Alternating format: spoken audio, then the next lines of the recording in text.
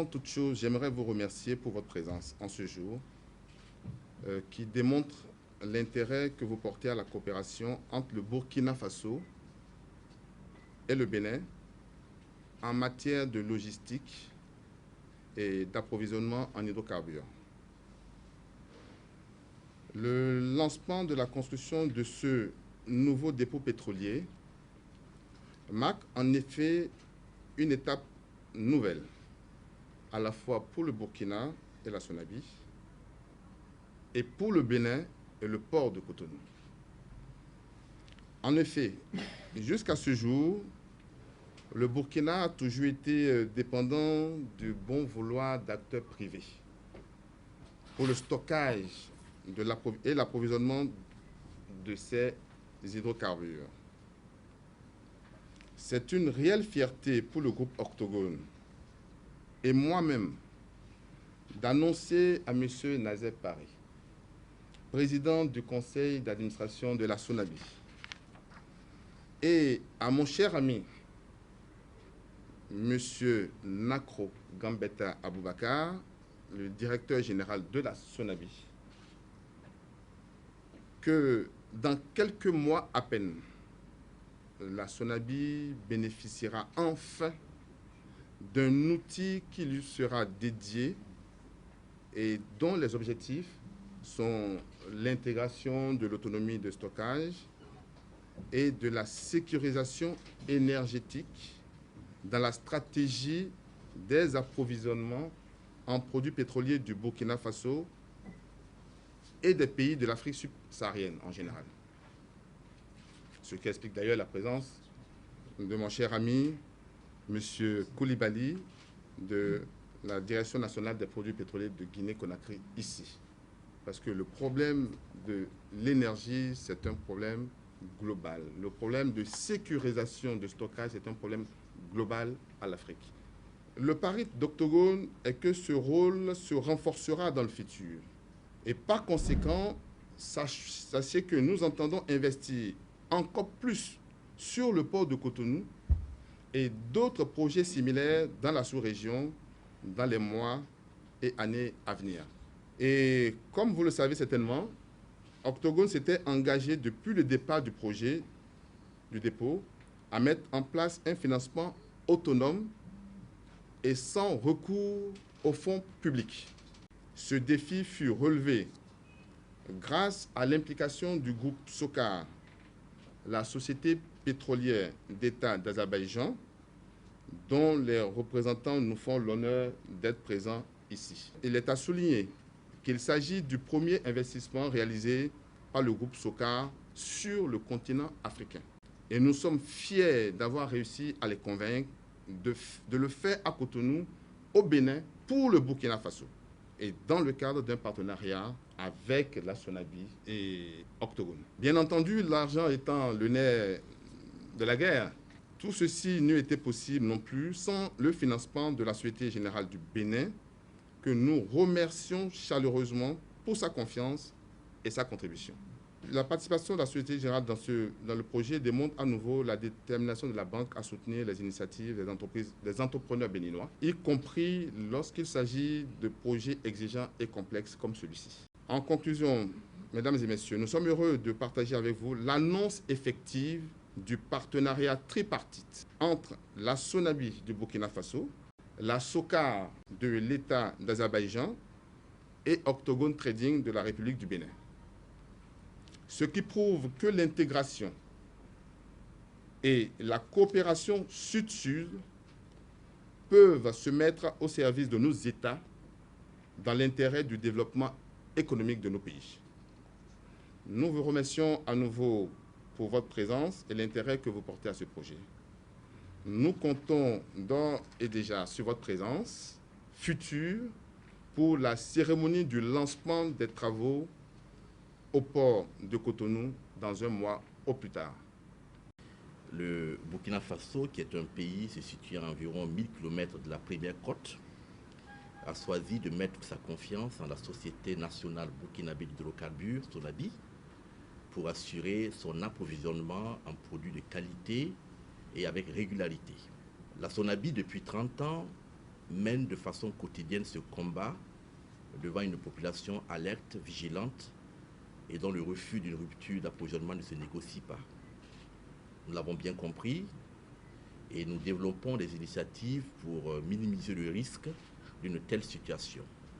Parmi ces initiatives, nous nous félicitons d'avoir fait l'option de participer avec Octogone et SOCAR dans un projet de construction de dépôts à Cotonou afin d'assurer à notre pays plus d'espace pour le transit de ces produits, car il convient de le dire, la question d'espace de creux, pour utiliser la technologie pétrolière, est un souci constant et un paramètre qui peut mettre en difficulté notre mission d'approvisionnement du Burkina Faso en produits pétroliers.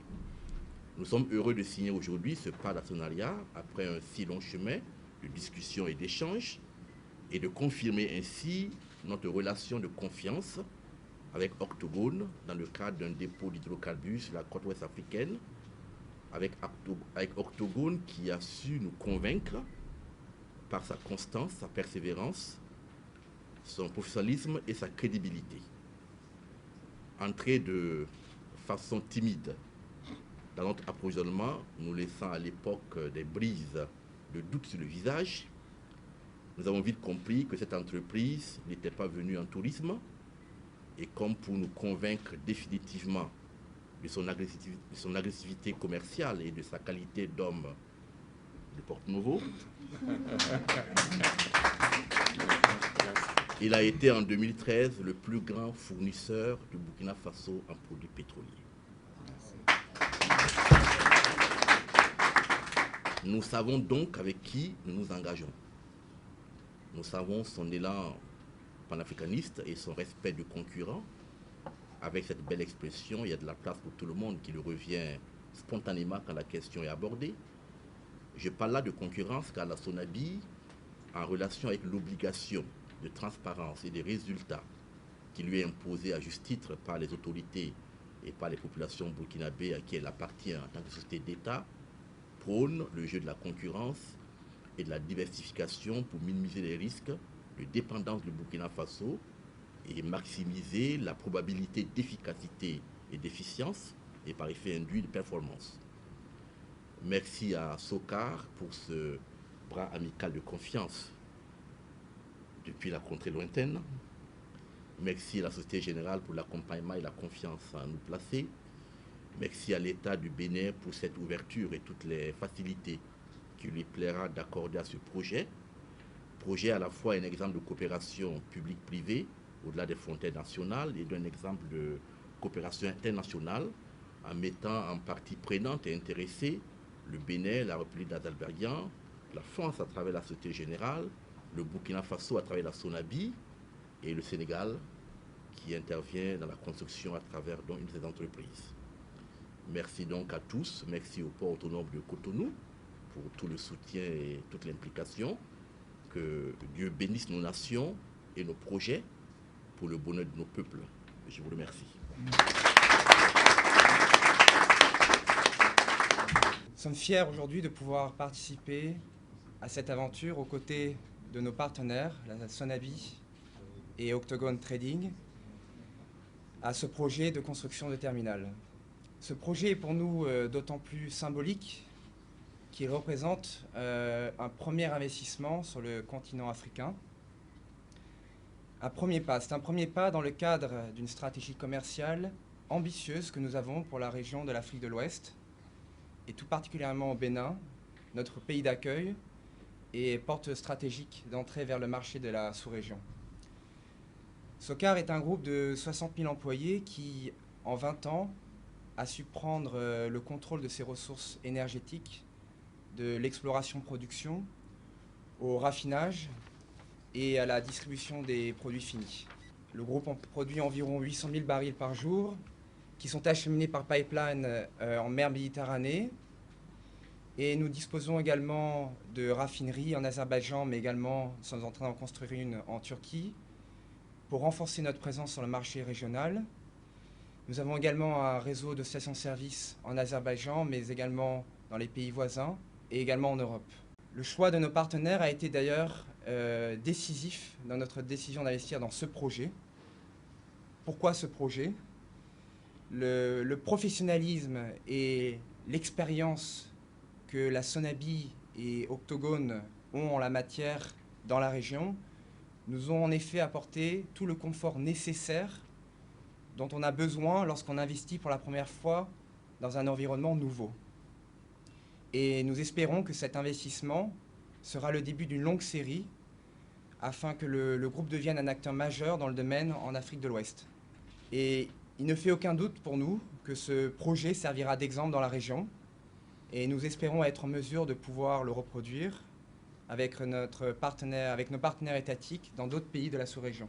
Nous tenons évidemment particulièrement à remercier notre partenaire, M. Rasak Saka, qui a su avec persévérance nous rassembler tous autour de ce projet stratégique et avec qui nous espérons développer sur le long terme une stratégie énergétique régionale. Merci pour votre attention. Mesdames et messieurs, je suis particulièrement heureux d'être ici ce matin pour souligner l'intérêt que je porte à ce projet. Et je vais vous expliquer pourquoi. Sous le leadership du président de la République, nous sommes en train de lancer un programme énergétique d'urgence nationale. Dans le cadre de ce programme d'urgence nationale, nous allons augmenter substantiellement les capacités de production du Bénin. Mais la vision de ce programme énergétique national, c'est de faire du Bénin un hub énergétique. Nous pensons que nous pouvons faire du Bénin un hub énergétique en nous adossant aux réserves colossales de notre voisin du Nigeria et un jour, peut-être, aux réserves qu'on trouvera au Bénin. Donc, cette initiative s'inscrit parfaitement bien dans cette vision de hub régional. Pour vous projeter dans l'avenir, le hub énergétique dont nous parlons sera structuré autour d'initiatives comme la vôtre, mais aussi d'initiatives où des installations d'hydrocarbures seront ici pour alimenter des centrales qui produiront de l'électricité. L'électron voyage plus facilement et mieux que le fioul. Donc si nous pouvons construire des centrales ici, nous allons profiter des infrastructures qu'on est en train de mettre en place par le West African Power Pool, les interconnexions entre États, construire des centrales ici pour envoyer de l'électricité au Burkina Faso, au Niger, au Nigeria même, parce que le Bénin a des avantages compétitifs dont nous allons tirer profit. Cet avantage, c'est que nous sommes un pays de transit. Nous sommes un pays qui est entre de grands pôles de développement économique. Donc notre vision énergétique vraiment s'inscrit dans ça. Et je salue cette initiative comme étant juste une des premières pauses et qui confirme cette vision que nous avons développée sans avoir su que vous aviez une telle initiative d'avoir un hub ici au Bénin. Donc franchement, bravo de votre vision et que nous allons l'accompagner puisque vraiment elle s'inscrit dans celle du gouvernement. Merci. Ce projet intégrateur présente plusieurs intérêts pour le Bénin. D'abord,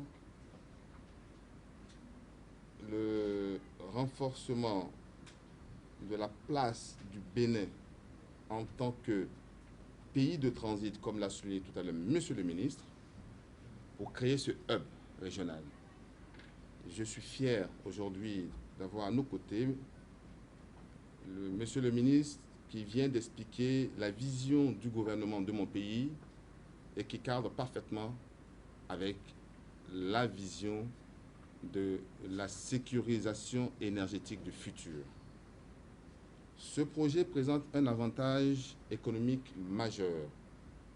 Pour le port de Cotonou d'abord, je pense que ça va drainer en moyenne à peu près entre 100 et 130 navires supplémentaires pour le port de Cotonou. Ensuite, ce projet, dans sa phase, rien que sa phase de construction, va générer la création de 400 emplois indirects pour le Bénin. Donc, je pense que l'entreprise industrielle est là pour confirmer. Ensuite, dans sa phase d'exploitation, c'est la création de 100 emplois permanents pour le Bénin.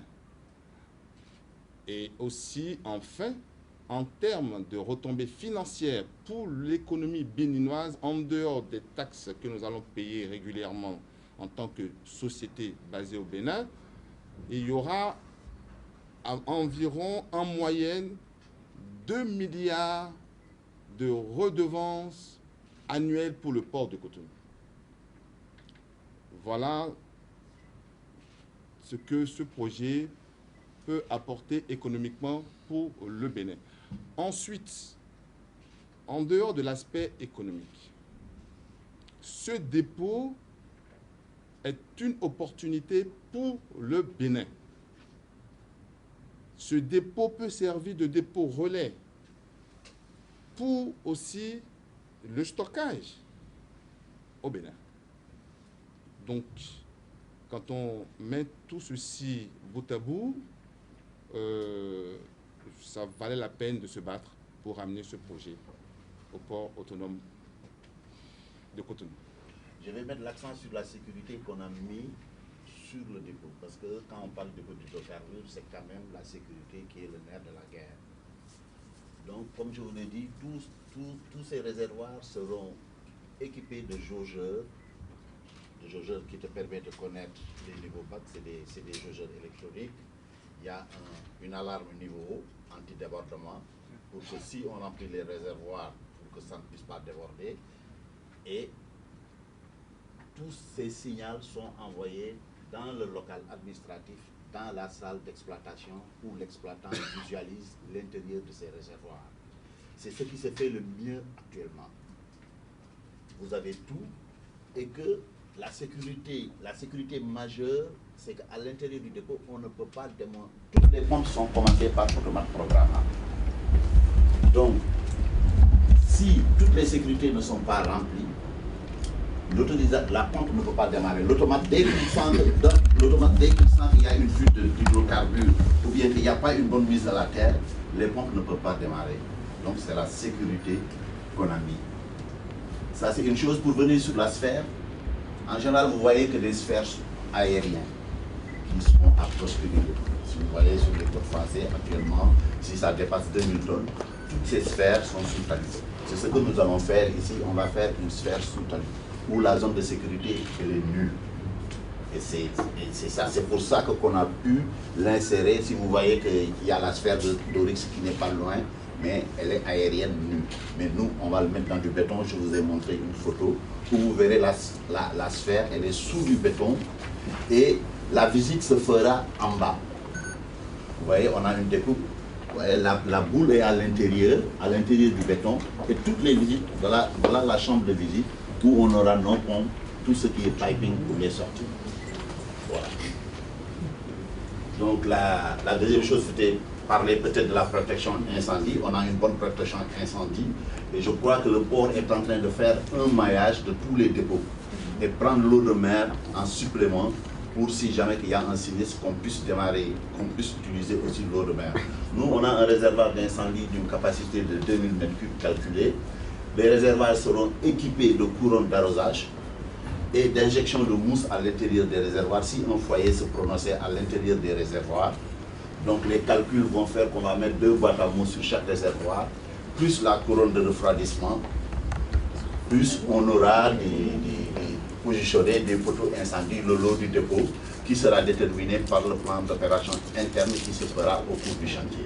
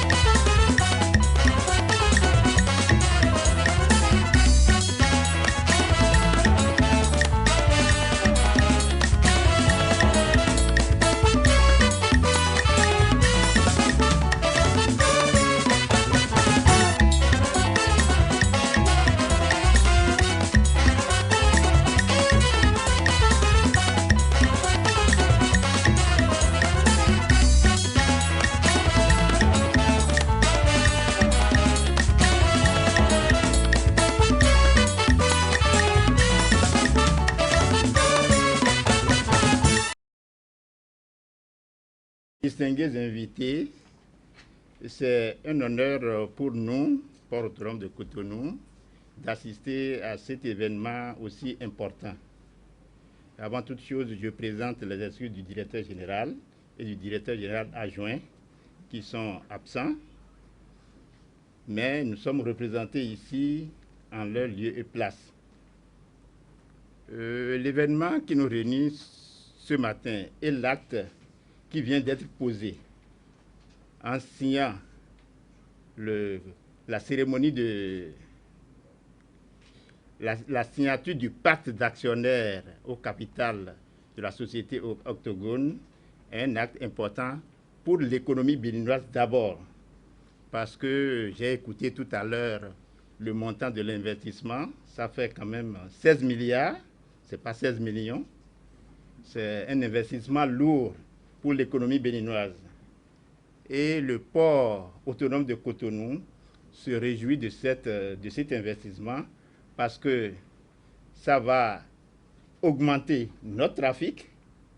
Et tout à l'heure, j'ai appris que c'est un hub qu'on veut installer au port de Cotonou pour desservir la sous-région. C'est important pour nous parce que le Bénin a été toujours présenté comme la porte d'entrée de l'Afrique. Donc, l'Azerbaïdjan est en train d'entrer dans l'Afrique à partir du Bénin. J'espère que cette coopération, ça va s'intensifier, ça va prospérer et produire de grosses ressources pour l'économie béninoise.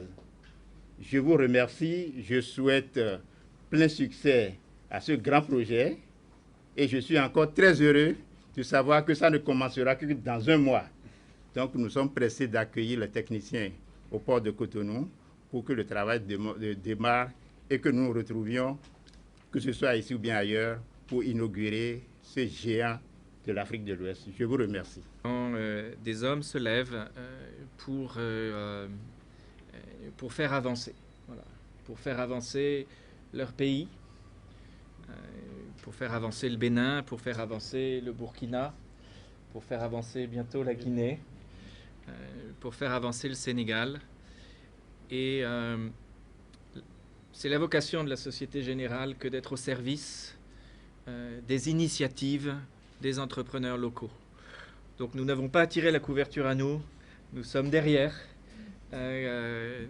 Nous n'avons fait que notre devoir qui est de soutenir, d'accompagner des personnes qui prennent les risques, qui ont la vision, qui ont l'énergie et qui mettent en danger et en mouvement leur propre vie pour la vie des autres.